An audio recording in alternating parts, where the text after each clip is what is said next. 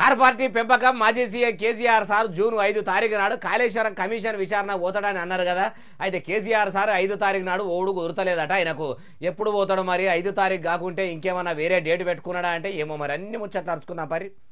Kaleshwaram commission నోటీసులు పంపించగానే June 5 తారీఖు నాడు విచారణకు హాజరు పడతా, మీరు ఏం అడిగినా చెప్పేందుకు తయారున్నా అని చెప్పిన కేసీఆర్ సారు ఇప్పుడు ఎందుకు 5 తారీఖు నాడు తీర్పాటకం దొరుకుతలేదు అంటుండు.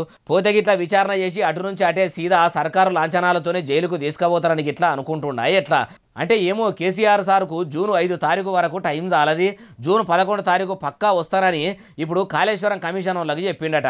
మరి కాళేశ్వరం కమిషన్ పేపర్లు ఏమన్నారంటే కేసీఆర్ సార్ అయితే మొదలు రాని ప్రాజెక్టు ఎందుకట్లా పర్యలు పెట్టింది, ప్రాజెక్టు పేరు చెప్పి పక్కకేసిన పైకమంతా ఎవరెవరు ఎంతెంత పాలు పెట్టుకొని వంచుకున్నారో అన్నీ కూడా ఆధారాలతోని సహా చూపెడదామని అనుకున్నారా అంటే వాళ్ళ ప్లానింగ్ల మీద వాళ్ళు ఉన్నారట. మరి జూన్ 12 తారీఖు నాడన్న విచారణకు పోతాడా? అప్పుడు కూడా మనమనో మనవరాలను స్కూళ్ళనో కాలేజీలను షరీక్ చేయాలి, బళ్ళు కాలేజీలు కూడా చాలా అవుతాయి కాబట్టి పోడు కుదరదు అంటాడా? లేకపోతే ఏ కార్యకర్తదన్నా పెళ్ళో పేరంటమో పడితే అడిదిక్కుపోతా మళ్ళీ తారీఖు నాడు మర్చిపోకుండా వస్తా అని చెప్తాడా?